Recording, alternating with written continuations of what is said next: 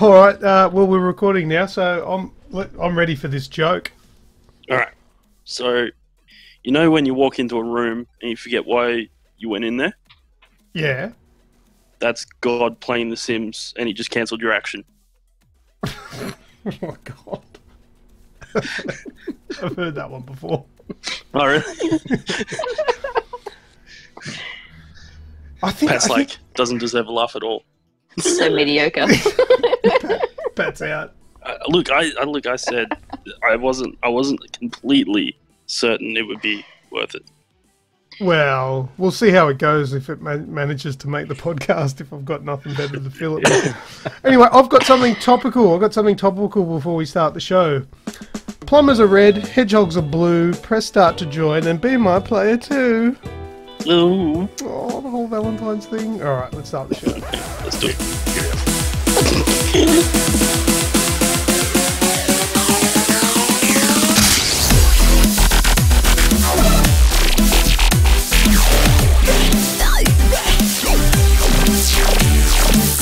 This is episode 201, and today is Thursday, the 15th of January 2018. Welcome to the Aussie Games Express video game podcast. I am your host, Lucas, and here with me is my co-host and very good friend, Snoogs. How are you?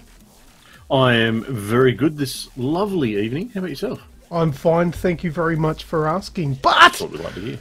as we gave away last week, also joining us this week is the extremely talented and beautiful Ramutha. How are you? Welcome to the show. I'm feeling a little overpraised right now. If that was over the top, the kind of talented, alright looking Ramutha. Hey! No, you deserve the first one. Rightio, welcome to the show. And last but definitely not least, the man I love to argue with on just It'd be about me. every topic. That'd be me. That's definitely me, right? Stop cutting in! Damn, you always do this! You need to wait until I introduce you, dude. Don't you watch, like, Today's Show? Yeah. Yeah, I'm usually at work. But I still haven't introduced you! Made that very accurate, that introduction. Greggio! Hey! Can I speak now?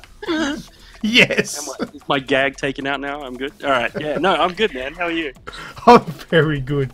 Thank you very much for joining us for this week's podcast again. Just a heads up, yes, I understand you and Rem are maybe a little bit under the weather. So, I apologise for the coughing. Nah, extra thanks for you guys being here regardless. But anyway, before we start, here is this week's show in preview. First up, we are going to do video game discussion. Then we're going to do a new segment called What If. Then we'll do video game news. And in this week's news, we've got a new Mega Drive / Genesis game, God of War trailer on a basketball court, and the PlayStation 4 gets PlayStation 2 backwards compatibility. Yes. Then we're going to do What's That Sound? And then we've got another new segment coming to us called Gaming Disorder. And then we'll close up the show with last words, and that will be Ep 201. So, let's go into video game discussion.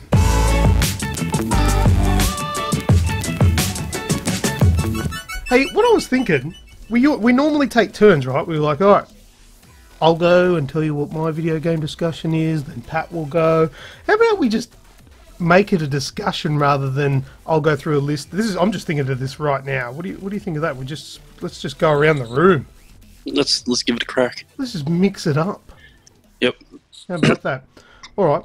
Well, I'll kick it off. I played a game this week called The Fall Part 2. Have you guys heard of that?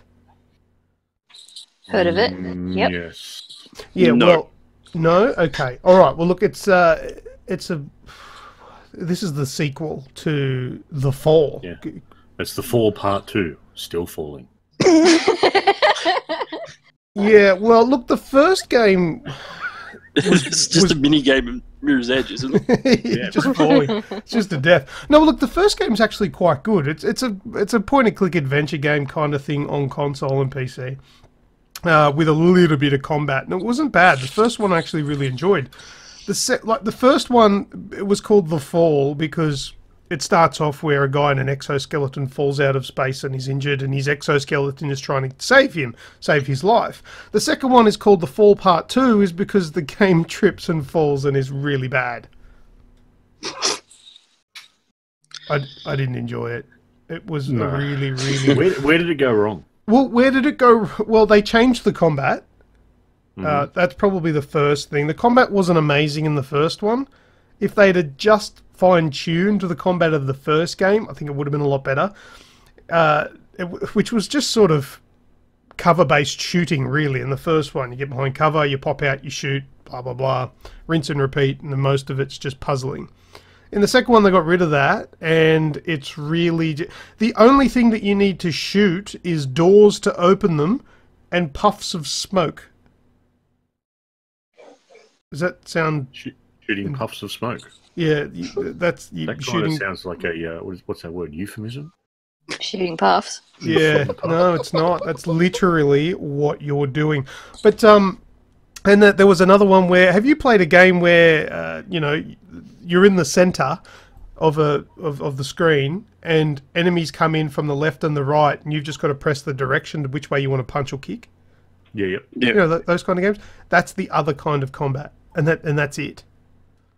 It's just really bad. Look, they advertise The Fall Part 2 to be like 3 times the length of the first one.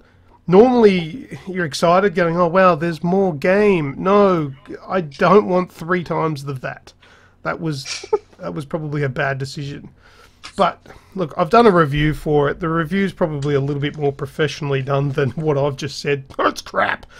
And I explain why I didn't like it and all that sort of stuff. But, damn, it was such a good first game that could have led somewhere really good. But I really didn't enjoy it too much. I don't really want to talk about it anymore. I'm Next. feeling flushed. Next. I haven't played anything new this week, but What did you play? Destiny had Crimson Days come out this week for Valentine's Day, where they set up a unique Crucible mode called Doubles, where you and one other person play against another pair of people. Oh, significant other. Yep, and there's actually bonuses. They've actually introduced this time around buffs, whereby if you stay together, you get buffed. If you get separated, it gives you waypoints on your map to get back to each other. Is it 2v2? And if you die, you also get a buff for your partner leaving you, kind of thing. Oh, wow. Is it 2v2, is it? Yeah, it's a 2v2, essentially. It sounds really good. Yeah, so, and it's all in the spirit of Valentine's Day. It's called Crimson Days, and it gives you a whole bunch of like Crimson Day-esque gear and loot. Me personally, I don't particularly care for it, but you don't like the love heart-shaped ghost? Not really, no. See, when I think of Crimson Days, they're the days that I need to stay away from the missus. Yeah, that's it. You leave the house. Terrible jokes. I literally can't comment on that at all. So. What? No, yeah, because you can't leave the house. I think you should comment on that. No, there's nothing safe to say. Aww. So, anyway, that's going until reset next week. So anyone that's interested in having a look, have a crack. It's a bit of fun. Sounds good. Pat, you've got something you need to talk to us about. I do. I've been playing a very fun game this week. Yeah. It's called Die Young. Right. You cheeky bastard. You bastard. All right, tell us about Die Young. Well, Die Young is... I'll tell you about that one first. Yes, I have played something else that's a little bit more needs to be spoken about, but Die Young is a game that's in early access at the moment. It's still in alpha, and it's one of those survival games. So you take on the role as a party girl sort of person who goes to this island that's an island that everyone's told to stay away from. And she gets roofied. You know, sorry? And she gets roofied. And she gets roofied in a half, wakes up at the bottom of a well. Can't sit down Lovely. properly. It's kind of similar to Far Cry 3, isn't it? Very much so. So yeah, it's like, it is. It actually kind of is, yeah. This mysterious island off the coast of Turkey, and you've got to go around it and survive. Everything attacks you. The rats attack you. Friggin' birds attack you. Snakes in the grass. Everything. Big, weird-ass looking blokes with, big sword things. And, yeah, good fun. Yeah, it was kind of like Far Cry 3, Dying Light. What else was sort of mixed in there? I had something in mind just then. Outlast. Outlast, Evil Within, where you've got those people that chase you. Weird, yeah. It's got this weird sort of, like, there's nothing like overly sinister. Yeah, because it's actually quite like nice, the area you're in. Yeah, you're in this sort of, this tropical sort of area. You're going around everywhere, but you've got this sort of sense of foreboding that's following you around because, there's dogs that are, big ass Rottweilers that are patrolling the island. You could be hiding in the grass somewhere, trying to get away from someone else, and a snake will attack you, or a hawk will swoop down and have a go at you. It's really quite good. And then, you can go half an hour of game time without drinking water, and you start having fits. The screen goes blurry and all weird, colourful, and it says that you're having, mini strokes because you're too thirsty. So it's it's not a bad game, especially for something that's so early on in alpha. It'll be good to watch it as it progresses and gets a bit better. Yeah, look, I had a quick go at that today. It's a cool game. Good survival aspects to it. You've got to eat, you've got to drink. It's not ridiculously hard from what I played, only a tiny bit, to find food and all that sort of stuff. There's not too much water scattered around the place though, which is frustrating. But the controls were really intuitive. If you've played Dying Light, then you'll get a hold of how it works pretty easily. We used a Xbox One controller on the PC to play it, which it's fully compatible with, and it uses right bumper to jump, which is a little bit different to most games. But like I said, if you played Dying Light, that's how that game controls. It's really good. Yeah, it's not a bad game. I'll give that a more of a go later. What were you, Deb? I just, thanks to earlier mentioned sickness, haven't really been able to play much of late. So instead, I've been keeping my eye on news about gaming, and of course, we all thoroughly loved Sea of Thieves. So I've come across quite a lot of information about what might be happening with that. Ooh, what do you got that's intriguing?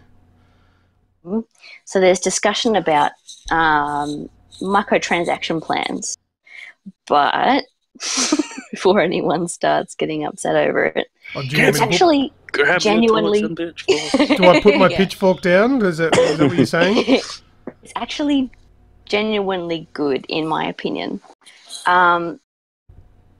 What it sounds like is what microtransactions should be. It's cosmetic items that add to the game, but do not impact on your power and progression.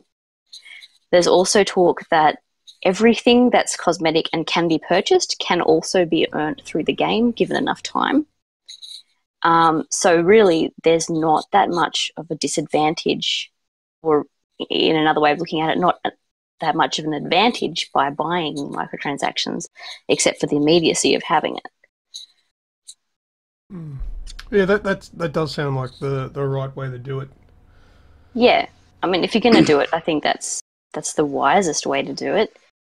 They're also saying that even your potato PC is going to be able to run Sea of Thieves reasonably well. Oh, really? Yeah, Have some good low settings. Yeah, so that's that's good. That's really exciting. Just coming back to the microtransaction thing, keep in mind that is pretty much how Bungie sold their microtransaction thing in Destiny. True. And at the moment, everyone wants to lynch Bungie over it because it starts off as just like a couple of emotes and a shader or two, but it slowly grows and grows, and the next thing you know, there's a lot more other things in that microtransaction thing that all of a sudden aren't just cosmetic. There's slight variations on how the game will play, and it's a very slippery slope, so they need to keep it in check if they're going to keep people happy. Am I right in saying that in Destiny 2, the like your cosmetic items, like is it just like no, I don't know. I've just answered my own question before I got it out, so no, I'll retract that. What is it that you can get from the Eververse or whatever that can sway the game? So there's armor sets in the game now. There's like an armor set every season from Eververse. Right.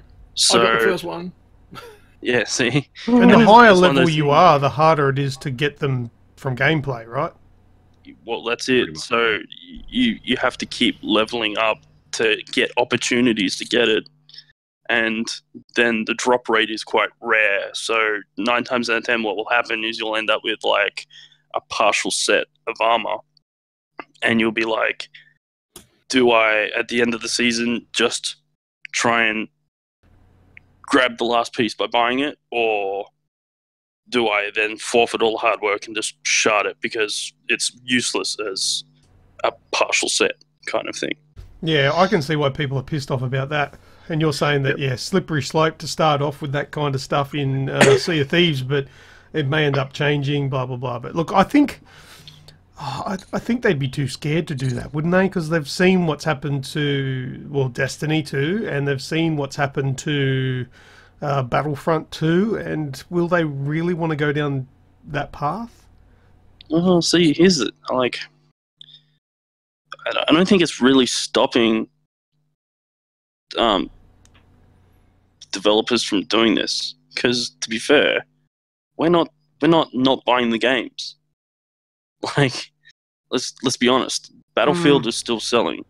You know, Destiny is still selling. Yes, there's a lot of rage out there about it, but they're still selling copies, and they're still selling microtransactions, and you know, it just seems to be they're getting away with it. They take the bad press and they just walk away with big bags of money because they're like, well, you complain about it, but you're still doing it. Yeah. Like Ubisoft has now just recently entered loot crates into Wildlands. You know, so and that's since all the debacle with Destiny and Battlefield. So you know, it's not stopping them. It's just there was a big loot crate story come out of the US today, though. What was that? I haven't read a whole lot of the information about it, but pretty much summing it up was that a certain group of senators has passed a bill to go to the next stage. So it's not law yet, but it's closer to becoming law, where any game that has a like a loot box system or a system that has, you know, some level of chance, whether real money can be spent or it can be seen as a type of, you know, gambling, will no longer be able to be teen rated. It'll be they want to introduce a 21 plus. Higher rating for that kind of stuff. Yeah, so they'll be rated as adults only. Right. So something like, you know, Call of Duty, that's, you know, automatically kills out 90% of their player base. Yeah, I mean, but it really everyone's going to buy it anyway. They're going to, yeah, that's right. It really just puts a label on it. Yeah, I'm not sure that's going to slow down COD because, to be fair, it's already rated above the majority of its players anyway. Asshole kids. Yeah. Yes. But anyway, yeah. Oh, well, the other big thing about Sea of Thieves is another beta this weekend. Woohoo! Yeah, I didn't get that email. You told me about that. Yes. Is this an open? Let me have a look. I believe I dare say it would be because it is a what did they call it? An all hands on deck. Yeah, nice. Yeah, that sounds like an open beta. Sounds like an open to me. They're trying to strain the system. Yeah, they're doing pressure tests. Scale test, that's what it's called, yeah. We're not too far away from the launch of that. That's just next month now. Exactly. Yeah, not long at all. Yeah, nice. Well, who's got some other games to talk about? Well, I've been playing Outlast. That's I've been doing some live streaming of that. I haven't finished it as yet, but I've gotten most of the way through the game. Have you guys played the Outlast series? I've played bits and pieces of the first one, though the bite marks in the seat were just getting too much. Look, I don't like those forms of self-punishment, to be honest. This game is. I'm really disappointed I never played it earlier. I did try it a while ago, but I never really got into it. And now that I've been playing it and streaming it, and I've gotten further through the game, it's actually a really intellectual game. It's actually really good. The gameplay is pretty neat. It's scary as shit. The jump scares are not far and few between. There's plenty of those, and there's some compilations on the Aussie Gamers Express YouTube channel of me playing it, the live stream, cutting it down and all that. But I've had a blast playing that. That's a great game. Scary as all shit, but yeah, good fun. But what else? Played some PUBG and some Fortnite. Still haven't got my chicken dinner. That's not happening. Oh, I did play something new this week. What'd you play? I took up your challenge from last week, and I played Zombie. Oh, yes! How did I forget that? You need to tell me about that, because we had the what do you call it? The voting thing. What do you call those? The poll, thank you. We had that, and we got some definitive results from that, but I want to hear, what do you think? Yeah, well, we'll talk about Zombie first, and then you can gloat afterwards. Okay. All right, so let me preface this by saying this is really not my genre of games, and still is not my genre of game. But come on. Just dragging this out for you. So one, I was kind of disappointed with the actual look of the game. I found that it just seemed. I don't. Is this like a remake of an older game, or it's a Wii U game? Oh, it's a Wii U game. Okay, yeah. So that I didn't want to jump on it straight away and go, wow, this is terrible looking. Yeah, but it's a ported Wii U game because it used to be. Right. Well, it was originally called Zombie U. Zombie U or something. Yeah. Right. Okay. So in having said that, then I give it a little bit of credit. Look, I think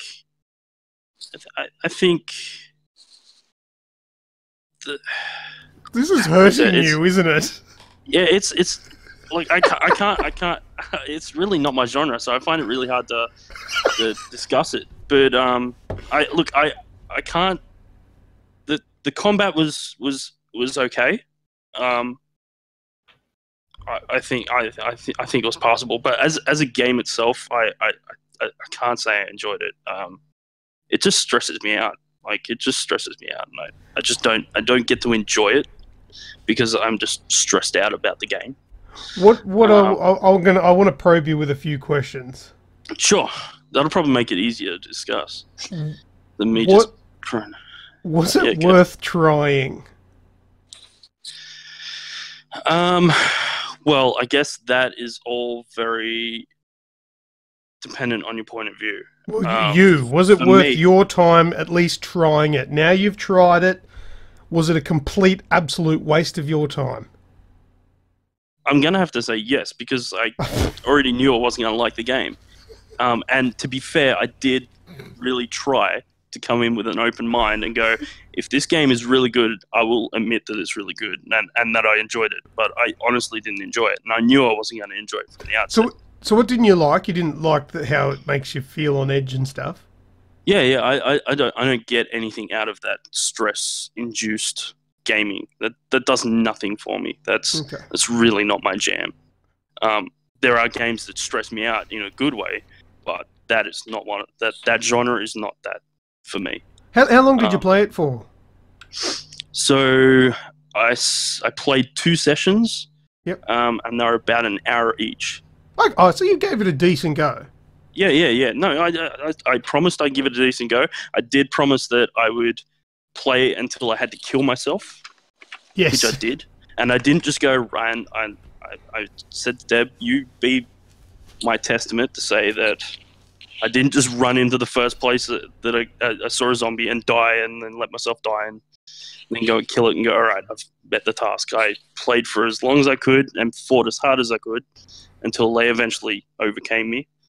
And then I went back and killed myself. And so, I gave it a decent whack. I got to the front of Buckingham Palace.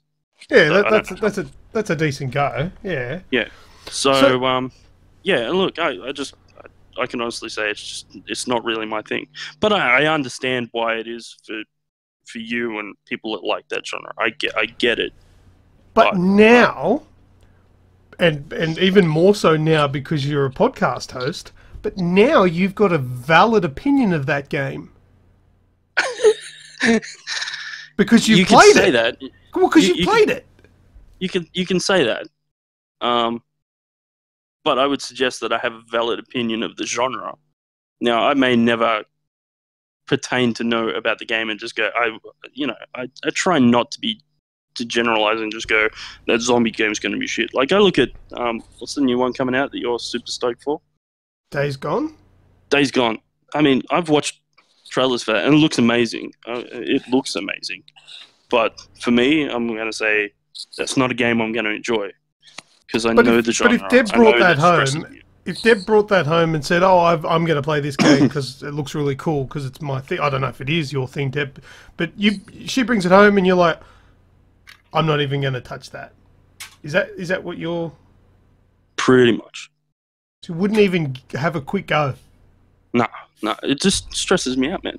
Like, why would I put myself in a negative space? No, fair enough. But going back to what the poll was would you, when you get the free games come out, whether it be games with gold or PS Plus, the free games for that month, if you purchase them, so to speak, they become part of your library, and you can, whilst you're a subscriber, you can download those games at leisure, kind of like you own them, even though you don't really. And my point of view was, even the games that I think are probably crap, that I wouldn't play, like genres that I'm not interested in, I will still purchase them. I won't download them. I'll leave them as part of my library. That way, one day later on, I might find out that someone goes, "No, that's a really good game. You should try that." Or somebody else wants to play it or something like that. Well, yeah, play it. I've got it. Doesn't cost me anything. Go for it. Whereas your point of view was, if it's not something I'm interested in, you don't purchase them. You don't put them in your library. No. And I'm selective about what I pick up. Yeah, but the poll results. There are a lot of hoarders out there. Yeah. And in another 10, 20 years' time, there's going to be like Video Game Hoarders, the TV show.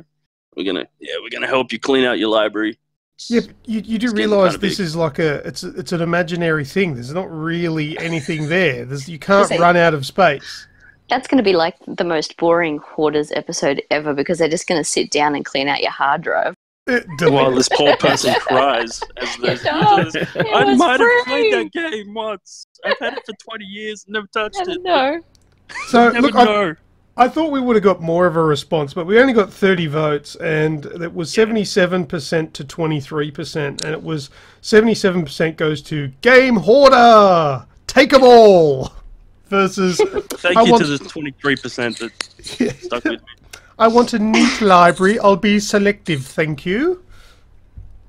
So, as much as the general consensus agrees with me, doesn't necessarily mean it's right. I mean, you do what you want. So there you go. But anyway, that did solve that argument. Now that I've seen your Steam library. Yes, Snoogs logs into my Steam library today, and it just goes thousands of games, and then you go, what was it, like Psychonauts or something? I'm like, yeah, never played it. Oh, Paranautical Activity. I'm like, yeah, never played it. Yeah. I haven't played. I've never played it. I haven't played about 90% of the games on my Steam library. But I know I've got it there for the day that I want to. How many have I got? 375 games. Yeah. Yeah. There you go. Yeah. Do you know how many I've got installed on my PC at the moment? Probably one. Well, you're much closer. You're very close. I'm closer than 300 and whatever. 75. Yeah, I've got 3. 3. I had 2 until today when Snoogs asked me to download Dead Maze.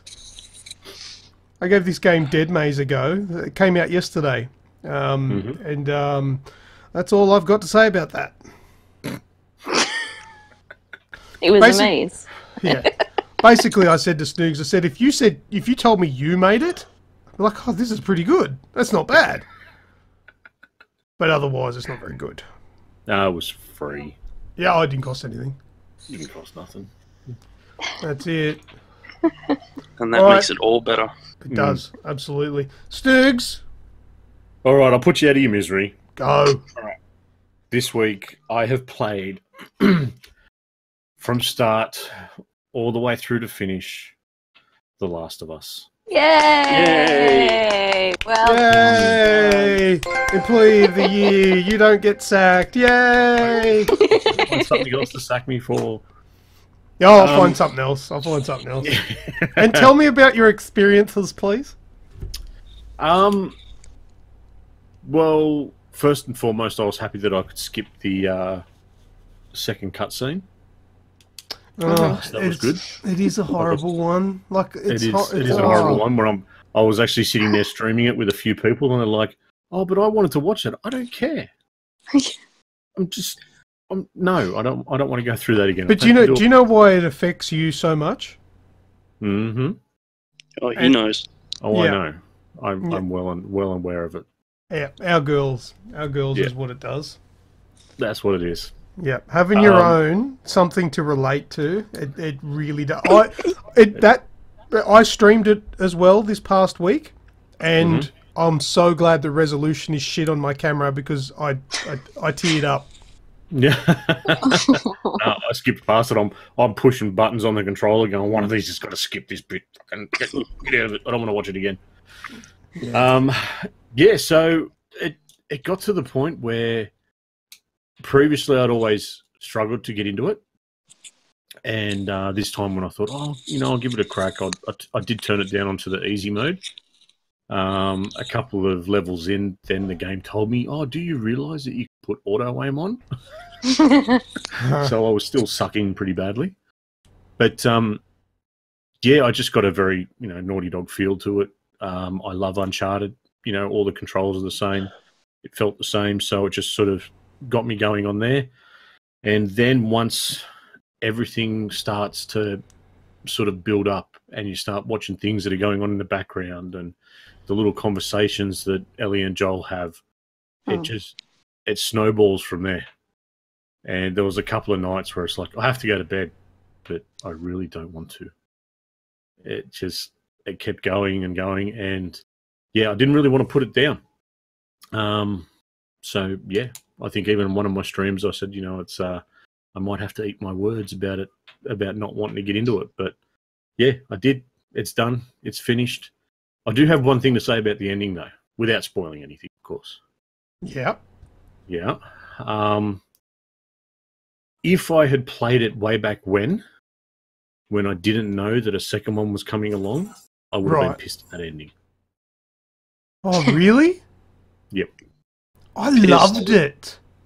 Nah, something about just the way that it ended.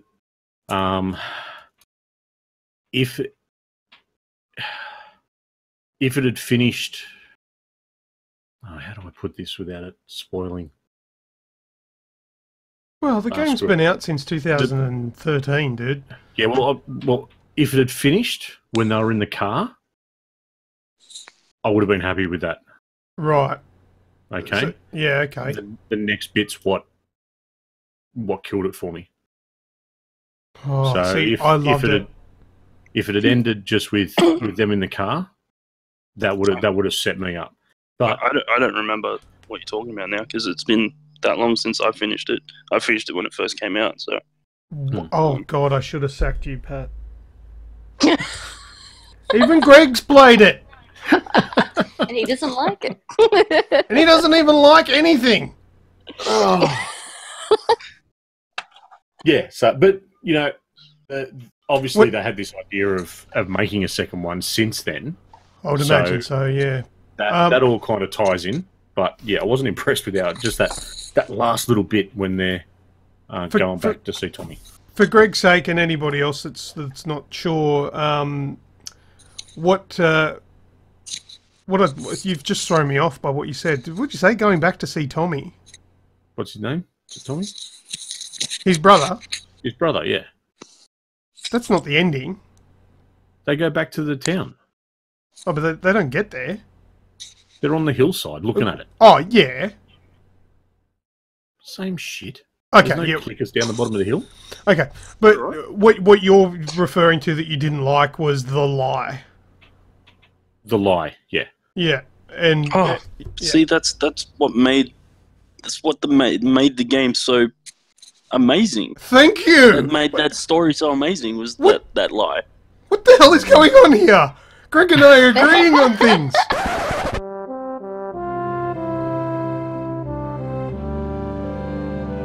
I mean, I didn't like that he lied.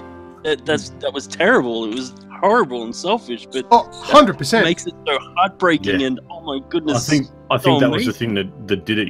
He's done this. What they were going to have to do to her, he didn't agree with, and so on and so forth. And then to just. I don't know, something about it just rubbed me wrong. Dude, if you want it really to pour vinegar over that wound, play the DLC.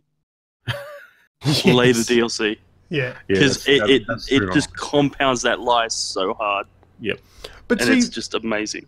That last scene then sort of gives you the question to ponder over is what Joel did. Did he do it for Ellie? Or did he do it for himself? Yep. And I think I know the answer to that. Because in the same putting myself in his shoes, I would have done the exact same thing, but it would have been for myself. I think all of us would have. I would have. I would have done exactly the same thing. Little bit. And it's the wrong thing. Yeah, it is, because it's not your decision to make. No, it's not. Especially when you play the DLC and find out actually how Ellie felt about the whole thing. Yeah. Yeah, but that's the thing. Yeah, it was definitely not his decision to make, but 100% would have made that. I would have done the exact same thing, given the opportunity. Yeah. But then the thing that's what then opens up into the second one. Does Ellie find out? No. And then how does that relationship continue from there on? I don't think it can it? Because it's absolutely destroyed the trust. Yeah, but it's. I understand he's become the whole father figure type thing, and that was something that when I put that post up, is this one of the most beautiful scenes in any sort of gaming, where it's something that I would dare say that we've all done with our kids. You've heard this level of enjoyment in their voice because they're seeing something new for the first time, and it's absolutely blowing them away. Yeah, you're referring just for the listeners. You're referring to the giraffe scene. The giraffe scene, yeah, which is on our YouTube channel. So check it out. Yeah. So just with Ellie so excited about it, and then just we don't have to do this, kiddo. Just wow, just yeah. But either way, it's done. It's finished. I only got it now. Are you looking forward to part 2? Yes.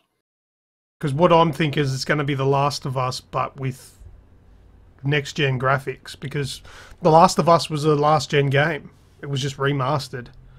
So we're going to have, well, call it current-gen graphics and engines. So basically the Uncharted 4 visuals.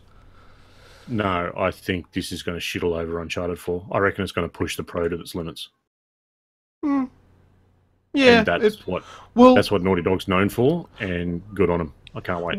Well, the thing is, I think that The Last of Us is a lot less tolling than Uncharted, because Uncharted is very high-pace action, where The Last of Us is dialed back a bit. It's more sort of, not that I speak for Part 2, I don't know what it's going to be like, but it's more stealth and slower combat.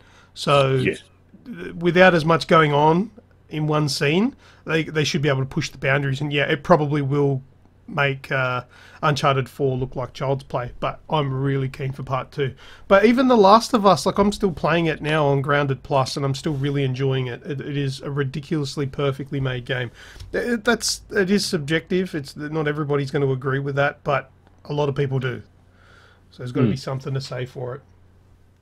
Yeah, and I've streamed it all. I didn't stream the ending because I just wanted to sort of sit there and take it all in myself. But I do still have the save there to go back and redo the end again. I'll stream that when I get around to it. But yeah, every time people would jump in, and I'd have 14, 15, sometimes 20 people watching it. Just, oh, you're playing this again? Cool. Yep, let's get in. Oh, this shit, I hate that sound. It's the sound of the clickers or the runners when they scream. And yeah, it was just always good. There's a lot of people that really enjoy it, and I've now been converted to one of them. Yes, what a powerful game. Even has the ability to make Greggio and Lucas agree. That's power. Thank you, Naughty Dog. And that's the last time ever. Nice. All right. Well, are we good for video game discussion? Is there anything else you want to mention for this segment? No, not off the top of my head. I think that's it. All right. Well, let's get all excited, and let's move into the new segment of What If. All right. Who's going to be taking this one away? That'd be me. Oh, go for it. All right. So What If, just quickly, is going to be a new segment designed to discuss big aspiration stuff like ideals, dreams, wants, the crazy blue sky thinking about topics that are brought to the table every so often when we're going to do this segment. It'll be less about picking the topic apart and more about running off in the distance with the ideas that it spawns. So with that in mind, this week's topic is actually based on a article I put up on my Twitter feed towards the beginning of the week,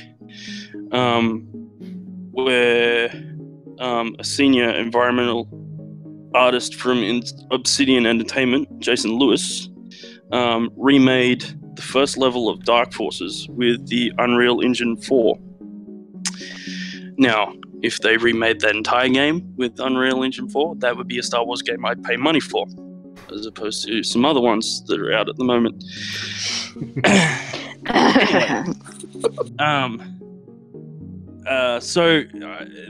The article's got some pictures, and it's really pretty.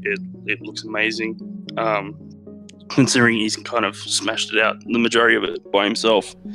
If you like, we'll put a link to his ArtStation page in the description, so you can check out the pictures yourself if you haven't already checked out the article in my Twitter feed. So this brings us to the topic. What game would you like to see remade with a new engine? Who's going to go first? I am, because I've got one that needs to be said. Okay. Earthworm Jim. Earthworm Jim. Nice. What sort of engine? So just it has the Earthworm Jim's a game that has been crying out for a remake for God knows how long, and I think we're at the point where it should be now. So do you want it as it is, just prettier, or do you want to? Yeah. No, I don't want them to change it. I don't want them to go 3D or anything exciting. I just like a nice, polished, really, really well done Earthworm Jim that still, you know, captures what it originally was, because it was always just stupid fun. Like, there was nothing over the top with it, but yeah, with those new controls, new visuals. Well, they just go from there. They did do a 3D one of that, didn't they? Okay. Did they? Yeah, I'm pretty sure they did, and it was woeful. Is that also in your Steam account? No. No, I don't know if you can get your hands on it anymore. I'm going to do a quick Google of it. It's probably been taken down. Earthworm Jim. What, remake? No, 3D. We didn't do that. No, we're still working on it. Nintendo 64. Yeah, Earthworm Jim 3D 64. Wow. Yeah, we're too busy playing GoldenEye to notice. Yeah. Yeah, Earthworm Jim 3D is a platform game, the third in the Earthworm Jim series. It is a sequel to Earthworm Jim and Earthworm Jim 2, and the first game in the series not to be developed by Shiny Entertainment. Probably the mistake there. And I think it sold 9 copies. Hey, it's on Steam. 6 out of 10. Let's have a look. Shit. Earthworm Jim 3D, $14 US. What? Yeah, it is there. It's still available on Steam. That's a decent price tag. There's $20. There's your next stream, Snooks. Oh yeah, that one. Yeah, I remember now. Yeah, that one's terrible. Ignoring that it existed. Yep. Oh well. Yeah. So a new. My brain had closed up and protected itself. No, there you go. I've got a couple of games that I chose. I struggle when it's like pick 1 or pick 5 or pick 10. I've either never got enough or I've got too many. Sky's the limit in this. This is What If. Lovely. Go nuts. I've got 2 others as well when we come back around. Now, this was completely random. The 2 games that I picked ended up both being from 1995, and that was just random. I had no idea when they were made. I just remember playing them. But anyway, the first one, I don't expect anyone to know what this was. I will be impressed if you do know the game. Do you remember a game called Crusader? Yes. Crusader No Remorse, it was called? No, not really. Oh, no. Was there another game? Yes, but... Oh! You dick. Crusader No Remorse. It was I've got a little blurb here. Is an action game developed by Origin Systems and published by EA. It was first released in '95 for MS-DOS, with the Sony PlayStation and Sega Saturn ports following in '97. So I played this game on my PC. It's basically an isometric action adventure, maybe RPG, I guess. It was kind of like the original Fallout, I guess. Now, while everyone was playing Fallout, I was playing this. This game was absolutely sick. You were this dude in like a red suit.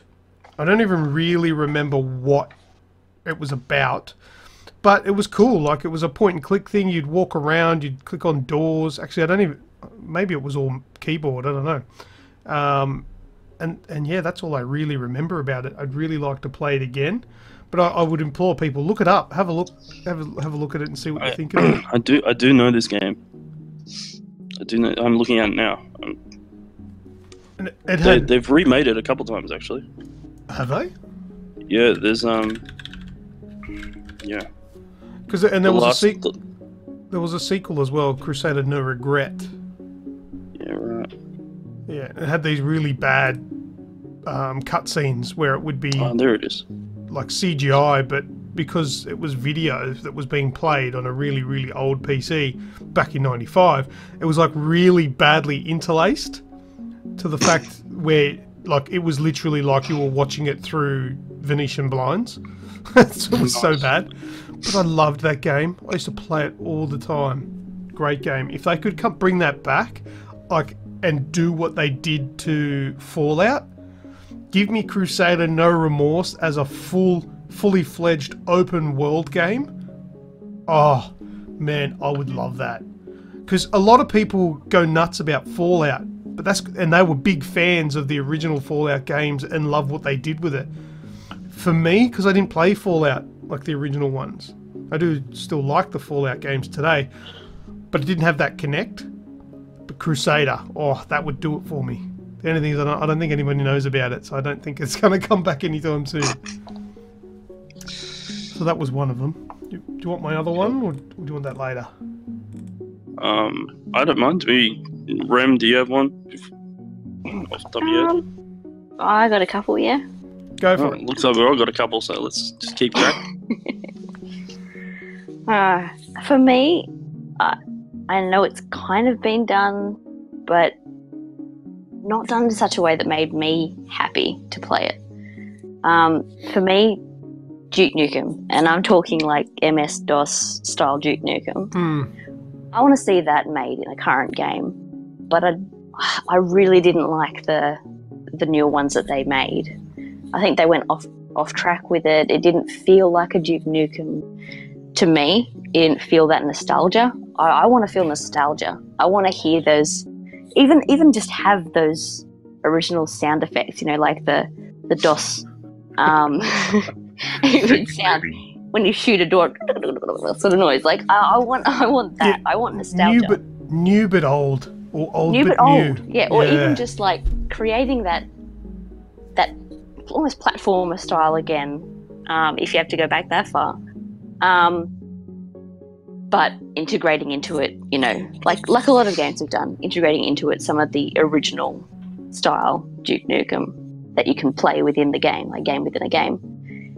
But yeah, I want to see a new, graphically beautiful Duke Nukem that's not just about being absolutely ridiculous and retarded. But is it... So I've heard the argument many times with Duke Nukem. Is Duke Nukem... like, was it not done properly, or did we all grow up? I felt like we all grew up, but the game tried to stay the same age. Like, it tried to still be a 12-year-old. Yeah. But see, the thing is, I played a lot of the MS-DOS version. And there were a lot of liberties taken with the 3D version. They made up a lot of Duke Nukem persona because there really wasn't that much to play with from the MS-DOS games. No, he wasn't a massively developed character, really. Like that certain scene where, oh, what am I doing? Oh, picking up the turd. Picked up a turd. Yeah. Just didn't do it for me. Yeah, it was a bit of himbo. It didn't help also that the game was a buggy mess. Played like crap. The biggest issue was that the game in all its terribleness, it had such a rocky sort of road to release. Yeah, that's right. It went through, I think, 2 or 3 different studios. It was 4 years late. Yeah. So it was just terrible before it was old by released. The time it came out. By the time it came out, it was old. It was old news, and you know you had Duke Nukem in one hand, which had 2008 graphics, or you had a turd in the other. That was the biggest issue. I think if it had come out in 2008 when it was meant to, it would have had a bit of a better. But I'm going to grant a remake of that original, Duke Nukem Mission to Moon base. Yeah. Yes, exactly. Something like that would be great. Well, see, yeah, that's what I struggle with, is because I feel like with the Wolfenstein series, they've managed to bring Wolfenstein from DOS days to current, make it beautiful, make it a great game to play, and it hasn't lost its original appeal. There's still a lot of nostalgia within the game, even just down to the details of choosing a difficulty. You've still got that beat up face when you choose the hard difficulty, and you've still got that baby face when you choose easy. That sort of stuff is awesome. It sticks with the game, and it makes the players who played it since early on want to play it again. and I feel like Duke Nukem has missed the mark on that. Come on, Bethesda, we're looking at you. Come on. But yeah, if they could do the same thing as Wolfenstein's managed to do, I would be super happy. Super happy. Cool. Yeah. I'll say we get so my first pick is Descent. Oh, really? Yes! Hey! You'd probably know, but you do realise they did make a new one of them like a couple of years ago? No, obviously I missed that one. But I would still love like brand new smack bang, almost identical version. Descent right was now. Awesome. Yeah, it was, and for its time, it was mind blowing. The concept of all of a sudden you had a first person shoot 'em up that was 3-dimensional, not only in its appearance but how you had to move around the map. It was crazy, and I think a really brand new schmick version of that would be amazing. Oh, that would be really good. You know, I actually bought a controller specifically for that game. Oh, really?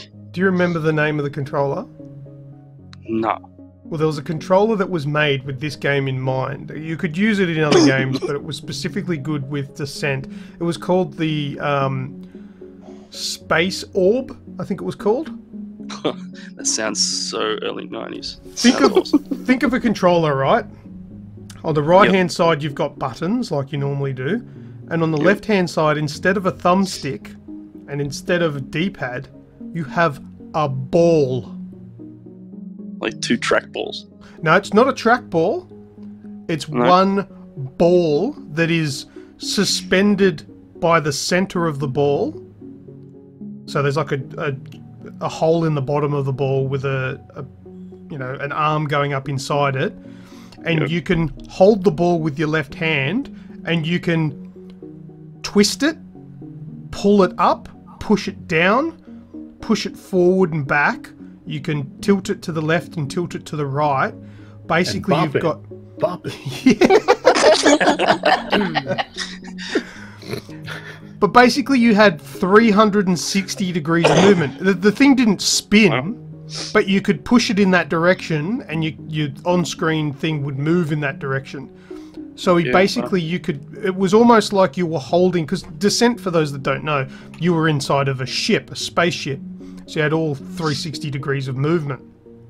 But with this space orb, it was like you were holding the ship, and by tilting it forward would sort of pitch you forward and back, and you could strafe left and right. You could tilt this thing left and right. It was so amazing. It was so good. Cool. Yeah, it was. That was the only game I ever used that controller for. Oh dear, I'll have to use a photo as the podcast cover for this week, so people know what I'm talking about. Let me see if I can find it. Space Orb. I typed in Space Orb into Google, and it came up with Wheatley from Portal. As in Will Wheatley. Is that maybe not what it was called? Was it the Space Ball? No, that's the movie. Yeah, we talked about that last week already. I'll have to find it. But yes, Descent was awesome, man. Yeah, there is a new one that came out. I'm trying to find it. I'll have to look it up. All right, Pat, you had another one you wanted to talk about? I did. Mine's a little bit newer. I think the main reason for me wanting this game to be remade is because we need it. And by we, I mean all the Star Wars nerds out there. And that's The Force Unleashed. Oh yeah, a new one of those. Could you imagine Force Unleashed with Detroit visuals? Style graphics. Yeah, that'd be sick. There's another Star Wars game I actually pay for. Yes. And I'm hearing a fellow Star Wars nerd's heart pounding there as well. Which is great. all the Star Wars fans listening to this now, get up, shake yourself off, cool drink of water. You'll be right. Just press pause, go have a cold shower, come back. Yeah, come back, we'll be good. We'll wait for you. Hold on a sec. Welcome back. Welcome back. So, The Force Unleashed is a Star Wars game that just, you know, it's a whole new story. It's you know, single player. There's none of this bullshit going on, loot crates and all that sort of crap. It's just, it's a single player story that's within the Star Wars world that ties a lot of different things together. And just give me another one. That's all I'm saying. I want another one. I'd have another one. That's a good game. Yeah, brilliant. Both of them were. I never played the first one. I only played the second one. No, both of them are phenomenal, and just the way that it works with Starkiller, and it's just brilliant. Nice. If they remade that with, you know, something to play in 4K, oh my god, yes. So many good ideas out there for them to make games that would make us wet our pants. My other one is another obscure one that not many people would know. I'd like to hear from our listeners if they know the games I'm talking about and played them. But have you guys heard of the game called BioForge? The name rings a bell. The name does ring a bell, yeah. And once again, this wasn't intentional, but this is another one that was published by EA. This is back in the day when EA was cool. MS-DOS game and Windows and all that sort of stuff. Released in '95, and it was very different. It had tank controls, so you walked around like you had to like old Resident Evil. Mm-hmm. And it had fixed camera angles as well, like Resident Evil, but it was all sci-fi based, and you were this cyborg guy. And I remember there was a part where you turned on some laser door thing, which cut off somewhat like one of the guy's arms, like this dude that was also being captured. And then he comes out and he's got the shits and wants to fight you, but he's only got one arm. But you can actually go and pick up his severed arm and bash him with it. Nice. That was awesome. Such a cool game. Like the graphics now, if you watch them, the pixels are like the size of your mouse cursor, and all that sort of stuff. But if they remade that today in kind of like new style Resident Evil, that would be cool. As in Revelations or something like that. That'd be cool. Could you imagine it in VR, picking up the arm and slapping? Hours of fun right there. Stop hitting yourself. Stop hitting yourself. Speaking of using decapitated limbs to beat other people with, my second choice was Manhunt. Oh, yeah. Oh, yes. Now, can I see it happening? Probably not. You're not going to get the opportunity to create snuff films in 4K. But it still would be amazing. I'm just saying. You know what, though? There is one part of Manhunt that I think should be in more games. What's that? And well, when you were playing Manhunt, you could use your voice. So you'd put your little headset in. Yes. And you could use your voice to make noise in the game. Yes. So you'd be sitting there in the shadows, and you could, do the, and someone would go, "What was that?" And they'd come and look for you, jump out of the shadows, go, and jump back in. Okay. It was absolutely brilliant, and until you have a coughing fit one night, and then everyone comes to you. Yep. But yeah, or your mum interrupts you and goes, "Get here for dinner." Interesting you say that, but I believe what's it called? The Aliens game. Does it? Isolation. Alien Isolation. Yes, that will. You can use. I think it's either your headphones or your Kinect or your microphone on your PlayStation camera, and it's a setting which I turned off promptly. Oh, I would too. If you make noise, the alien will hear you and come to you. No. Yeah. Oh, yuck. No. Yeah, so they have done that, but you're right. It's a cool little feature. if you're using it to lure them on purpose. But in Aliens, no, go away. I don't want to accidentally lure that thing. No, they'd be constantly drawn to me going, shh, gotta be quiet. Well, that game, Alien Isolation, that, like Greg, when you talk about these zombie games, you don't like feeling like that. That's the reason why I stopped playing that game. I feel too uncomfortable playing the thing. It is genuinely creepy, that game. It is so creepy. It's horrible. I could only play it in small sittings, and it got to the point where I'm like, I don't want to put myself through this anymore. It's too much. So I stopped playing the bloody thing, no matter how good it is. Yeah. And the feel of dread is there because you have to manually save, otherwise you go back to your last save. So not only are you scared of the bloody alien, but you're also scared to lose 2 hours worth of gameplay. Yeah. And have to do it again. Yeah. But actually, on my YouTube I have one of the saved streams that I did with Alien Isolation, and right at the end is where I just went, no, I'm done.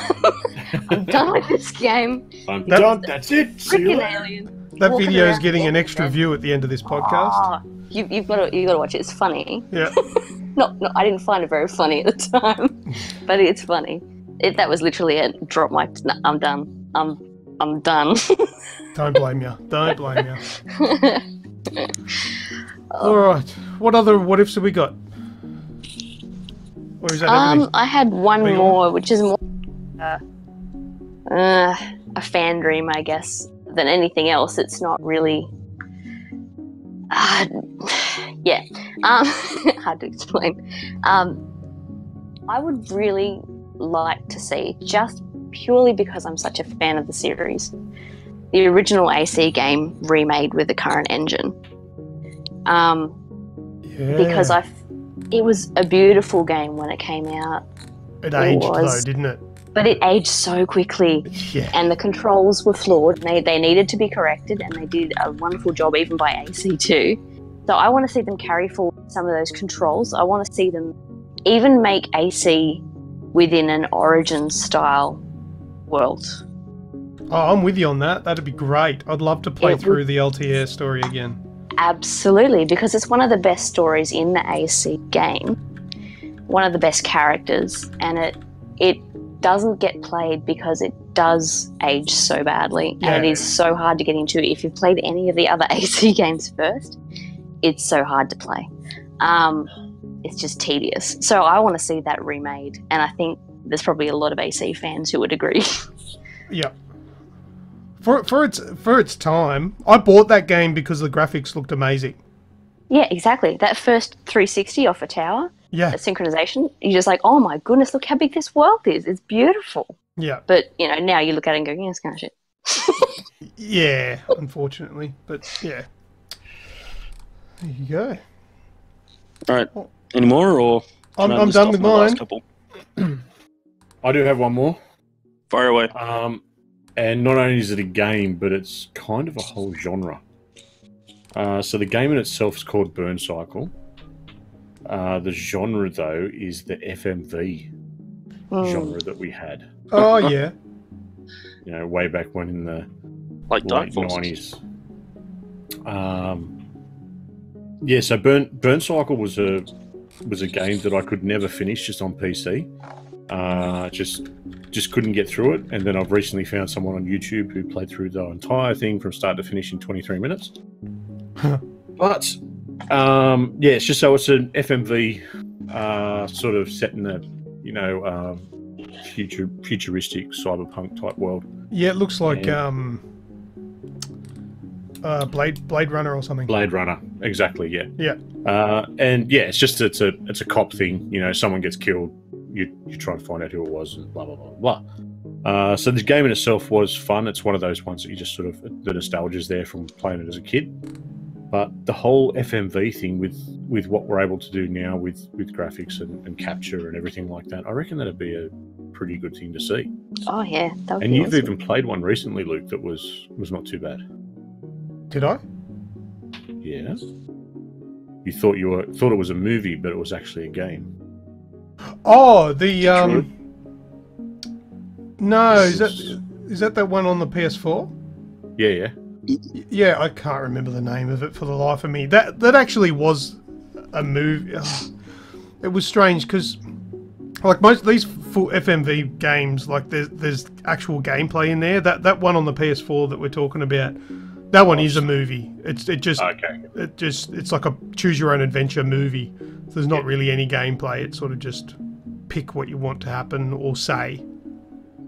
A little bit different, but if they could do that kind of stuff, that'd be cool. Yeah, well, there's a big sort of area I think that people would like to see them do this sort of stuff. So why not give it a crack? Cool. All right, so I'll just quickly rattle off my last three. Go for it. So, Battle Chess. Yes. Carmageddon. Nice. And MechWarrior 2. Oh, MechWarrior. If they did that properly, yeah, I'd be in on that. MechWarrior 2 specifically. I loved MechWarrior 2. MechWarrior 2 was amazing. But in those three games, I reckon would look amazing with new graphics and tweaked gameplay. You can get the original Battle Chess on Steam. I know. It's still the best way to play chess. Damn straight. You turn your rook into a rock monster and storms across, and I love how he just smashes everything. Yeah, it's brilliant. That's pretty much his only move, is he just punches stuff. Turns into it like a tin can. Yeah, they're actually three really good ones, mate. Yeah. Yeah. So tell us on the Facebook page what you thought of our ideas. Tell us your own. And that's it for this week's What If, by the sounds of it. Oh, and a fantastic new segment. Excellent. Thank you very much for bringing that one. Sky's the limit with that segment, as you said. There's going to be some cool. We're going to bring some cool stuff in the coming episodes. Love it. Love it. All right. Let's move on to the next segment, which is video game news.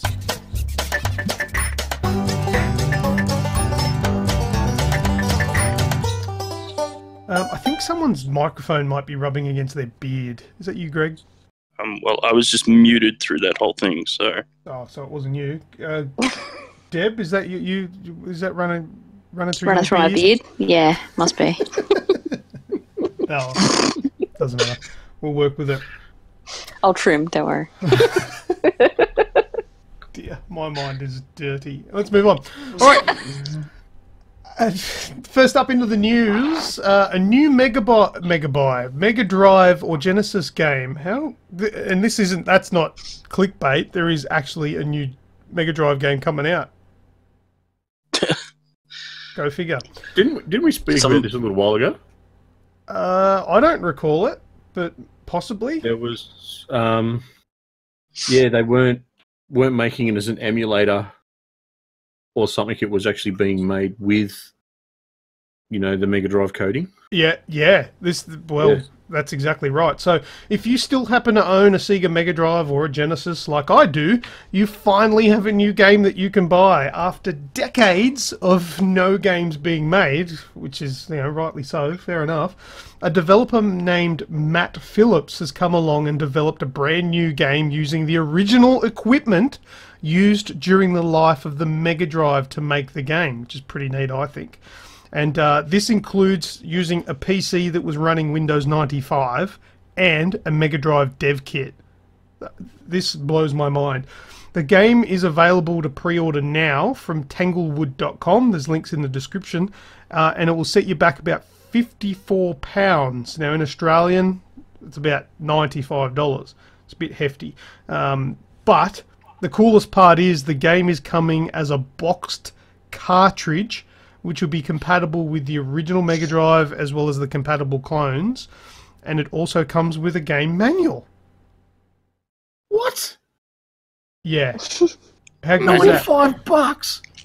Yeah, that's what you're blown away by. Oh, God.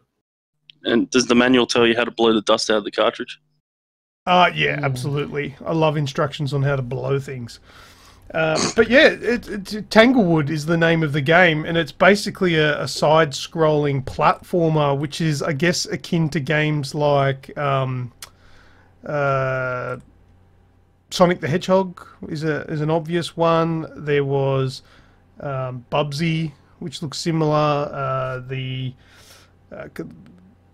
Lion King game. It actually looks a lot like the Lion King style, like color palette and all that sort of stuff. You play as what looks like a little fox, and it all plays exactly like a Mega Drive game because that's what it's designed to play on. It will be available on PC as well, but you won't have the fancy cartridge for that. But yeah, $95. Do you reckon that's too expensive? It'll be $3.20 on PC. Well, yeah, probably. I understand the nostalgia of it, but £55.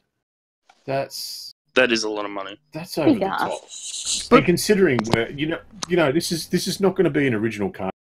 It's going to be an SD card that's got a 3D printed case on it, and it's just, why? But it actually plugs into a Mega Drive. It is a proper cartridge. Yeah, but it's not going to be the same sort of technology. They've obviously moved on where it'll be a much easier way to do it. He's not going to build 30-year-old technology.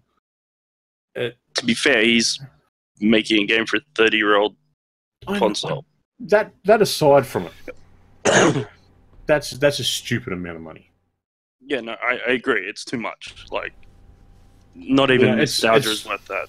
It's going to be a very niche market, and there'll be a lot of people that will buy it.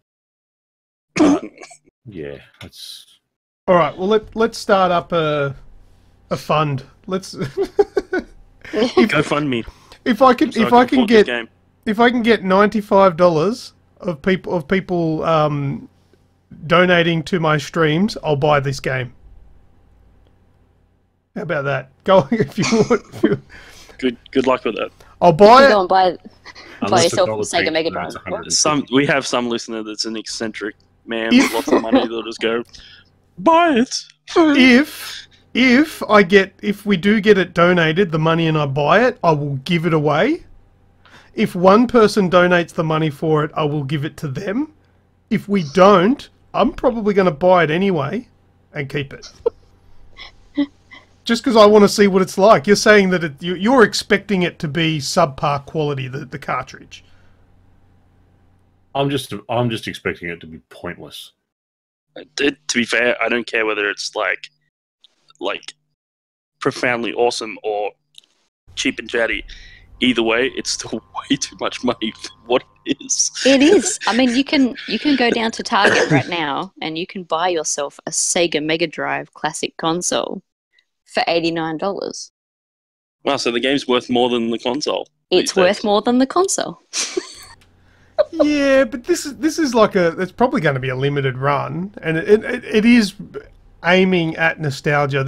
I don't think he seriously thinks people are going to buy this in mass to play the game, because the game doesn't look fancy. It looks like a Mega Drive game. It'll be collectors. Yeah, either that or he's got a spot next to ET. Maybe in the landfill. Exactly. I'm really considering buying it. I'll definitely get it if we get the donations, but I'm not banking on that. But I'm thinking about maybe getting it. I probably won't. I'll probably end up getting Monster Hunter World. Well, that's the other thing. We're talking about almost the price of a grade game now. Like it's a niche thing, you know. But anyway, surely it's fabrication costs just for the cartridge itself. Yeah, probably, and then inflated a bit for his own pocket, which is he's made the game from scratch. This is his game. Yeah. As well. So there's a bloke in the UK that 3D prints hands and arms for kids. Yeah. Cost him £50 bloody pound. It's a hand that's got rubber bands and shit in it, so they tense their muscles and the hand actually closes. Yep. Are you talking about for amputees? Yeah. I was just thinking that's a weird back scratcher. It's just, it's way too far out there. Too expensive. All right, let's move on to the next bit of news anyway. Next one I've got here is God of War trailer on a basketball court. Did you guys catch that? I did. So I've been meaning to watch it. Yeah, of course I did. It's God of War. Yeah. The spectators during an NBA game in Oakland were treated to an unexpected delay, which display, I should say. A new God of War trailer was projected onto the entire court, which was massive, which grabbed obviously the whole stadium's attention. Considering the large size of the court, it made for a pretty neat trailer with a wide top-down view of Kratos and Atreus. Is that his name? Atreus? Atreyu? I think so, yeah. I don't know how to say that. Fighting off the enemies and all that sort of stuff. But the main issue that I saw with displaying it like that, there was like half of the basketball court stadium was either watching it upside down or sideways. That's why you buy the members' tickets, mate. Yeah. Wouldn't that be shit, though, if they faced it the wrong way and the members had it upside down? But anyway, I watched the gameplay and it looked amazing. It looked really good. There's a link to the video in the podcast description if you want to see that for yourself. Check it out. The game looks great, and that's one hell of a PR stunt, I would say. I had a mate come up with a theory about God. Yeah. And I don't like his theory, and I told him so. But, what's the theory?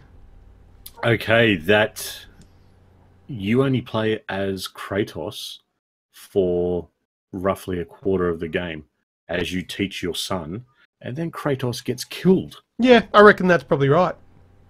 And then the son, revenge, blah, blah, blah, blah, blah.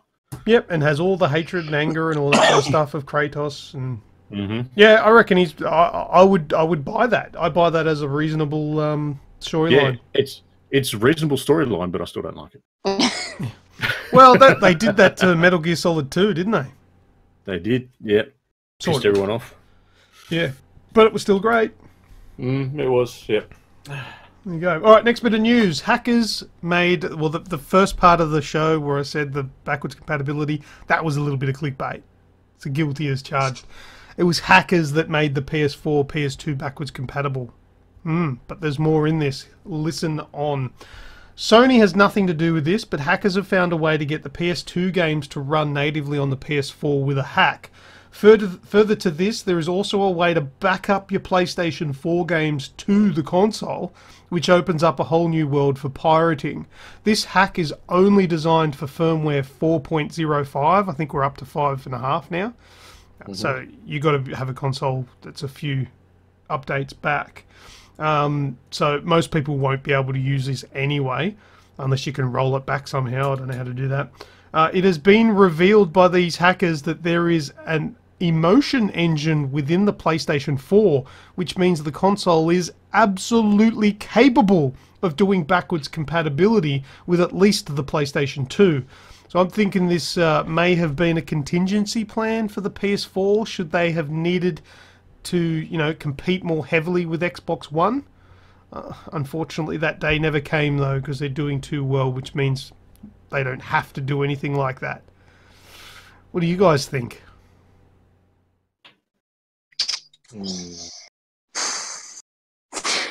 Yeah. It's weird when people come and find these sorts of things, because 4.05 is what, 2.5 years old now? Yeah, probably. Yeah, I don't know. About that. I think that's just off the top of my head anyway. But it's an old version. It's yeah, it's weird that it was there. Yeah, well, I mean, the hardware is there and always will be. Yeah, but even the emotion engine's the engine that the software is actually running on, and so that means that the entire system. So all they've had to do is remove one piece of code that stops it from running. That hides it, yeah. Yeah. So they've removed that, which means it's opened it up. So they've just put a disk in, the way you go. Yeah, and that's what I'm thinking, that, you know, like Xbox back compat, they've come out and released that because they needed to release that to try and win the hearts of gamers and sell some consoles and get back up there with the sales. Whereas PlayStation might have also had those plans in place, but the need never arose because they were doing too well, which is why I like it I like that Xbox is coming back, because a more competitive market means better things for us. But it never came. Would have been good to be able to chuck in PS2, even PS3 games. You could have played Black. I could have played Black. PS4. Yeah, that's right. That would have been a lot. PS2. Would have been a lot more convenient. My desk would be a lot less cluttered because I've still got all my setup here because I'm going to be doing more PS2 streams soon. But yeah. Do you want to borrow my copy of Manhunt? Yeah. Is that on PS2? That was actually my next question. Is that on PS2? Yeah. The answer is yes. I will do a live stream. And the best thing is Grigio's is not a that's not the Australian version. No, this is the one when it was first released in Australia. Yeah, before they took it off the shelf. They put it on the shelf, and someone said that they were going to take it off, and a little birdie said in my ear, "You should probably go get a copy." So I went and got a copy. And good work. A couple of days after, they were all taken off. Oh, I've got the good version. I'll have to get my white dust-free gloves to handle it gingerly. But yeah, I'll take that and do some live streams. Absolutely. Yeah, my copy's gone into the wind somewhere. I don't know where. Yeah, I think that was a government initiative. They come and broke into your house. Yoink, we're taking that. But anyway, that's the news for this week. So there's a new Mega Drive game coming. There's basketball courts being used as TVs, and hackers making PS2 stuff come on PS4s. But doesn't sound very realistic for us. But anyway, that's the news. Let's move into What's That Sound?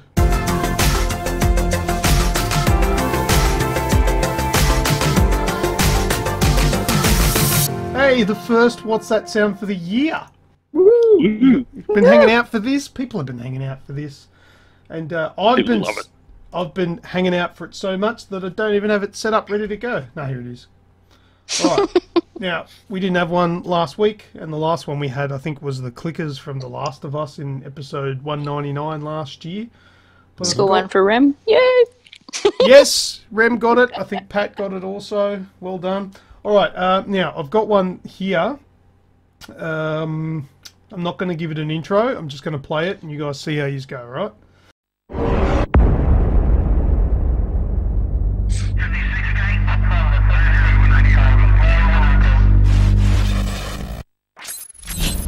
Oh, I got it.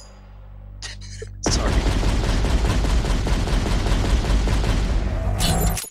Sorry. Grigio's. I got excited. No, that's all right. I knew it. All right, hold on to that. I'm pretty sure I agree that you know what it is. Do either of you guys, Ram, Snoogs, do you know what that is? Can you play it again? Yeah, go again. I can. Okay, hey, I'll shut up this time. In the meantime, Greg, send me a PM. Sure.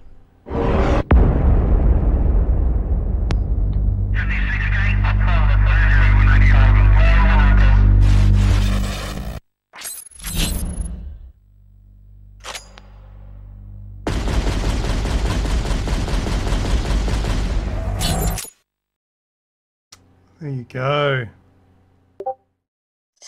Oh, there's the PM. And yes, Greg knows what it is.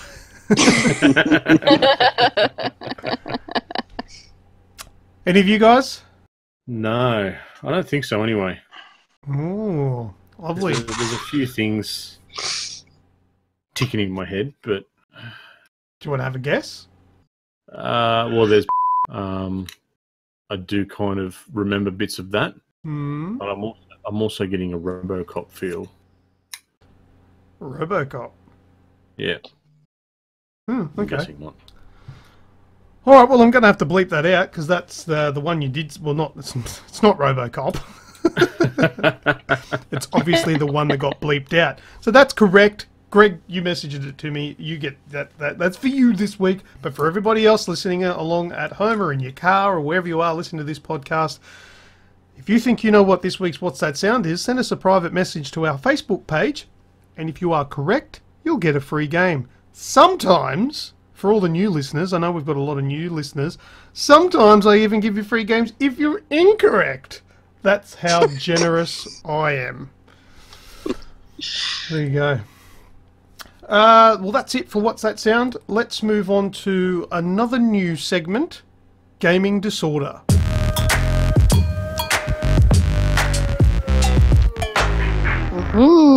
Excitement. All right, who's running this baby? I can do this one. Okay, go. Rem? Alright, so gaming disorder is basically it's kind of like a multiple choice game. But you've got to put the answers in the right order. Either by... I'll tell you as we go what each order should be. Do I need to write anything down? You can if you want to, but you shouldn't need to. There's only 3 or 4 answers. I was elected to lead, not to read. So you know what? I'm going to start with actually the last one that we've got on this list because it feeds straight in from the discussion we were having earlier.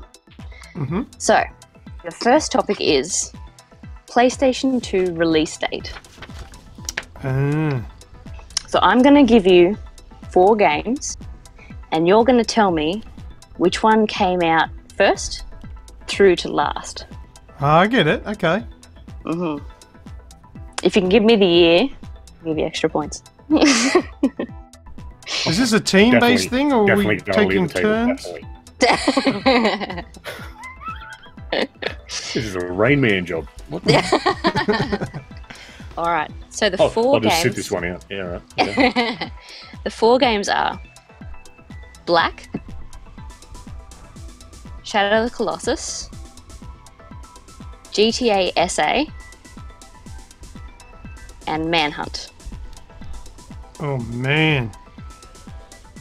So which one came out first, second, third, fourth? Are we taking turns? Are we working together? What would you prefer to do? I don't know. I'm happy either way. Let's work together. Greg, are you in on this? Are you like the Quizmaster too? I can't because I wrote. I sorted these out. So okay, see, both of you guys are the Quizmaster. We know. Right. So we're out. So Snoogs and I. All right, I say we work together. What do you reckon, Snoogs? Yeah, that's probably a good idea because we can both go down with the shit. Even if you worked against each other, that still might happen. Yeah. All right. I'm thinking. All right, age-wise, so Black is a PS2 title. Shadow of the Colossus was a PS2 title. They're all PS2. They're all PS2 titles, aren't they? Oh, geez, you've not made this easy, have you? No, she did go with the hard one first. I'm pegging GTA San Andreas to be the last. See, I got that as second. This is where you should work against each other. Otherwise, you can just blame each other for whoever gets it wrong. All right, let's do it against each other. We'll do our own. All right. So I'm going to put GTA San Andreas as 4. I'm going to put Manhunt number 1. 3. What am I stressing for? I've got Colossus. And no, you're not allowed to Google. And then Black, I would put as 3. So I've got Manhunt, Shadow of the Colossus is what I meant to have, and then Black, and then GTA. What about you, Pat? How are you going? We've got Shadow, GTA, Manhunt, Black. Oh, you both got a couple right, but also a couple wrong. Oh. So the correct order should be Manhunt, GTA, Shadow of Colossus, Black. Oh. Because Black came out right at the end. Yeah, I know that one. Mm. Did I get Black right? No, I didn't. I don't know. I've got such a mess with what I've written down in front of me. I don't know what order I am. Yeah, Manhunt was the earliest of the bunch. Yeah. I thought Manhunt was around the middle of the lot. So I had that right, did I? Manhunt was first, so yeah. Yes, I did, yeah. I'll take that as a win. I think I beat you on that one. I don't care if it's accurate, but that's what we're going with. We both got 50. Yeah, but I went first. You just copied me. If I'd copied you, I would have been right. Because I would have got your 2 right. Yeah, I suppose. Alright, is there another one? I like this. This is cool. Okay, so the next one only has 3 answers. And we're going by a character's age in a game. Oh, okay. Mm-hmm. So, our 3 characters are Kasumi from DOA.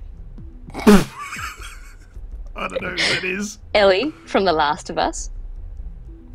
and Cole McGrath from Infamous. Infamous. So if you can put them in the right order, you win. If you can give me their ages, I'll give you extra points. Oh, I don't know who Kasumi is. What game? DOA. Alive. Oh, the fighting game? Yeah. Oh, that helps. Okay, well, I'm going to go with Cole McGrath. What order? Do you want youngest to oldest or oldest to youngest? Yeah, ascending. Yeah, youngest to oldest. It's always ascending. So, okay, so youngest to oldest. Ellie is 14. Kasumi is 20. And Cole McGrath's 28. Okay, what have you got, Pat? Same. You got the same. Same order. Ellie, Kasumi, and Cole. But obviously Ellie's 14. Kasumi, I think, was 17 or 18. And I've got McGrath as 27. Very good. So we've got the right order? No, wrong order. Yeah. So. Suspense is killing. So what is it? First one is Kasumi at 17. Then it's Ellie at 19. What? Yeah. What now? You mean what? Who's Ellie? Ellie, Last of Us. She's not 19, she's 14. Oh, we've had a fact check wrong. Okay. Ellie might be 19 in The Last of Us Part 2, but that's not out yet, so we can't go with that. And how old was Cole? You were right. He's 27. 27. You got two ages right, so that makes you right. We're right. We got the right order. Yeah, no, you're right. I've just done a fact check. Yeah, that You wrong. don't need All the right, fact so, check yeah. when you've got me with The Last of Us. Right, yeah. Ellie, Kasumi, and then Cole. Very good. Yes, so she is 19 in part 2 Yes. Yeah. and 14 in part 1. So yes. Yep. All right. But Pat got 14 for Ellie. He also got 27 for Cole, which makes him win that round, doesn't he? And I said 17 or 18 for Kasumi. Yeah, Did you? I'll give it to you. He did. Oh, so you got all three. So you nailed it, 100%. 3. Boom! Fuck this game. Just goes to show that he knows his DO fighters really well. Of course I do. Pat could probably tell you the size of her boobs. No. That was a blind stab in the dark, that one. It's like, okay, DOA fighters, okay, they're little ones that go, and then, Yes. Well done, Pat. You nailed it. I didn't even know who that was. Awesome. So, Pat's in the lead. Is there another one? I'm enjoying this. There's two more. Two Oh, more. sick. Okay, so in this one, it's based on the number of cars within the game. Oh, shit. So we're going to go from the game that has the least amount of cars to the game that has the most amount of cars. Cars total or cars type? Cars type. Total. Type. All right. Type.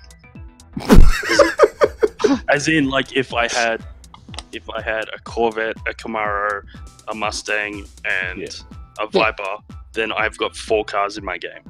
Right. Okay, so games are GT6, Forza Motorsport 6, GTS, GTS. Gran Turismo Sport. Oh. Okay, yeah. and GTA 5. Ooh. All right. So you want least amount of car types to the dark most. horse. Okay. So first, I'm going to put GTA 5, then GT Sport, then I'm going to put GT6, and then Forza Motorsport 6. Probably got those two around the wrong way. What do you got, Pat? Working out the dark horse. Grand Theft Auto. Yep. Oh, I think they've got to be the Number least. 1 is GT Sport.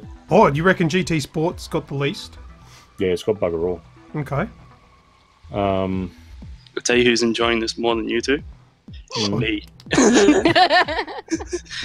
Definitely not the viewers. They can't quite see the cogs turning there. Think out loud, Snoogs. Are you kidding? You can hear him. Oh, is it Forza or Gran Turismo? They're asking us the question, dude. Yeah, I know. So I'll I've go got number 2, Gran Turismo 6. Number 3, Forza 6, and GTA 5 up the top. Ooh. GTA 5 with the most. Yep. Damn. Okay. What's the answer? The correct answer is GT Sport Yeah. with the least. Mhm. Then Forza Motorsport 6 with 460. GTA 5 with 464. And GT6 with 1197. Of course, yeah. Right. Yeah, not even close for me. I'm a big car guy, as you can see. Just 1 out of 4 ain't bad. All right, what's the next one? And the next one is Last of Us characters. All right. Ooh. All right. So in this one, this is another age-based one. So this is your main character's age. Bring it. So we have Halo 4, Master Chief, Yeah. MGS 5. Solid Snake. Thank you. Solid Snake, I'm having yep. a mental blank. Witcher 3, Geralt, and Super Mario. All right, so we're talking their age in the game, right? In that Yes. specific game, yeah. Okay. Which Super Mario Brothers are we talking about? Oh, he's the same in all of them. Super Mario. Yeah, he's the same in all of them. Yeah. But yeah. Okay, well, I'm going to go with youngest would be... Oh, Halo 4... I reckon Master Chief would be youngest. Yeah. Then probably Mario. There you go. Shit. Metal Gear Solid 5. Metal Gear Solid 5, yeah? Mm-hmm. Okay, well then probably Geralt and then Snake. All right, I'm going with Master Chief, Geralt, Mario, Snake. I'm just going to put it out here. This one has the biggest curveballs in it. It's amazing. When I did the research, I thought it was amazing. All right. Correct order is Oh, because Geralt's Neither of those probably- two. Geralt's probably 80. as the youngest, Mario at 24. Fuck, he's had a life on poor Mario. He's aged badly. Your number 2 is Snake at 42. Number Fuck, 3, how old are these pricks? number 3 is Master Chief at 46. You can't tell with that helmet. I told you, Geralt's 80. He's 100. Oh, see, I knew it because he's a fucking witcher. He doesn't have luscious blonde locks. Mario. He's fucking got grey hair because he's an old prick. He's not trendy. He's just old. Good looking for 100 years old. Man. Well done, Snoogs. You're a worthy competitor. You beat me. Woo! Right, so after the podcast, you and me, Trials Fusion.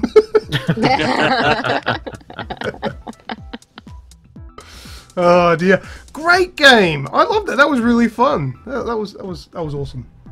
That was Bit of pub trivia for you. and now the title makes sense. Gaming Disorder. Hey! Yeah.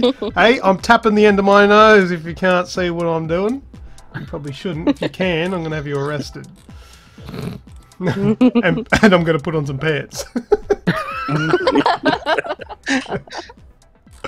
Alright, well that's the bulk of the show. Let's go into last words. Alright, does anybody have any last words, things that they wanted to get off their chest, so to speak, that they haven't already? Snoogs? Well, first up, Greg and Rem. Oh. They were 2 awesome segments. Thank you very much. Hell yeah! Brilliant. Before we came back for episode 200 in the off season, we had a good chat and we were talking about all these new segments, and Greg and Rem come up with these bloody brilliant ideas, and that's just 2 of them.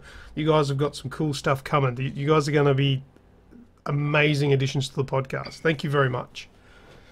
Our pleasure. No worries. It's exciting. It's fun. It is. It is. That's so good. So good. Brings a new dynamic. Snoogs, you've got something to tell us, don't you? Do I? What is it? Line, please. Line. What's this awesome new thing that you're just sitting in front of right now? Oh, the computer. Oh, no. Just a small little thing that I added to my life. Little thing. Yeah. No. It's just something to help me stream a bit better, which is pretty cool. Nothing overly exciting. You've got a new PC, man. Come on. You went from a potato to a quite viable system. That's sick. Yeah. Look at this bloke. So unimpressed. So unimpressed. Well, it's not everything I was hoping. It was it's built on a very strict budget, and but it plays enough, and it does a good job at kicking off the streams properly. So that's what it's for. I played a couple of games at your house today, and both of them were running at a fairly decent 60 frames, dude. Well, considering I actually found out with what's that one? Die Young. Remember how you said it was looking a bit like you needed to wear glasses while playing? Blurry, yeah. Yeah. Yeah, there's actually a setting in it that was your render quality. Ah, yes. Which I bumped that up, and I do get a bit of lag, but very rarely noticeable. And that's only when it's at 100%. If I drop it down to 80, it still looks great. It was sitting at 50 originally. Ah, well, there you go. That's why it didn't look so great. Yeah. But yeah, new PC, man. That's really cool. So your streams are going to be looking tip-top, and you're going to be able to play some PC stuff now, which is really cool. Exactly. Yeah, exactly. Also, Rem, in the last week, you were a guest podcaster on Xbox and Chill. I was. It was a lot of fun. Yeah, that was really chatting cool. with the boys. Yeah, so good work with that. That was cool. If anyone listening wants to hear Rem over at Xbox and Chill, go and listen to the latest episode there, and check out their podcast. It's really good. They do a really good job. I've been across there a couple of times. Snoogs has done some guest appearances there, and now Ramutha as well. So that's cool. Yeah, make sure you give them a bit of support, a bit of a like, if you haven't already. 100%. And if you're going to go and listen to it on their YouTube channel, mate, put a comment on there and tell them Age sent you. As for me, I've got a quick story that I'll tell you. It's about my stupidity, which I never seem to run out of these kind of stories. I'll keep it short. I bought myself an Elgato HD60S, which is a fandangled game capture card. I've had it for the last probably 3 months. Haven't used it because the thing doesn't work. I was thinking maybe it doesn't work on my PC. Maybe it needs a super powerful rig, even though my computer's quite good. I had no other PCs to test it on because I don't know anybody close by that actually has a reasonable PC to try it on. Snoogs finally got himself a new PC, so I took it around to his house today, plugged it in, didn't work. I'm like, okay, so the unit's screwed. Not much I can do about that. I'll write that off as a loss. I leave it with Snoogs because he's like, I'll see what I can do with it, and you fixed it. It was the USB-C cable. The cable was screwed. And see, my issue is, now I'm usually pretty good with troubleshooting, but because USB is relatively new, I don't have any USB Type-C USB 3.1 cables. I don't have any. I only had the one that it came with. So I couldn't try it with another cable.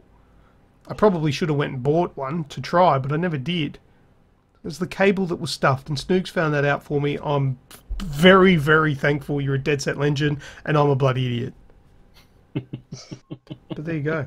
So very soon, I'm going to have that back. I'm going to be streaming a lot better quality, cutting out the lags and the voice syncing issues and all that sort of stuff. So that's coming soon. That's it for me. Ram, Greg, any last words? No, I'm good, man. I think we've had a good week, and we just look forward to the next one. That's it. Yeah. Time to go and do what we do and create discussion for the next podcast. All right, just in summary, I guess, if you just go back to What's That Sound, don't forget to get your answers in. Also, we've got a massive competition running at the moment. The links are in the podcast description to win an Xbox One S. There's a modded PlayStation 4 controller from Relentless Controllers Australia. Thanks to them for providing the controller to give away to you guys. And there's also a couple of PC games. We've got The Evil Within 2 and Prey for PC. Check out that competition. You can get, I think, 6 or 7 entries in using the link that's in the description down below. And that's all I've got. So I guess without further ado, that'll be it. And I am, as always, Lucas. I'm Ramutha. And I'm Grigio. And I have been Snoogs. See you all later. Toodles. Boy. Well, here we are once again at the end of this week's show. If you're still hungry for more video game content, then head over to the Aussie Gamers Express Facebook page and give us a like. We also have a heavy presence over on Twitter and YouTube, and their links are waiting for you in the podcast description. This podcast is available for your convenience through Spotify, iTunes, Stitcher, TuneIn Radio, and more. Thanks again for listening. Catch you all on the next episode of the Aussie Gamers Express Video Game Podcast.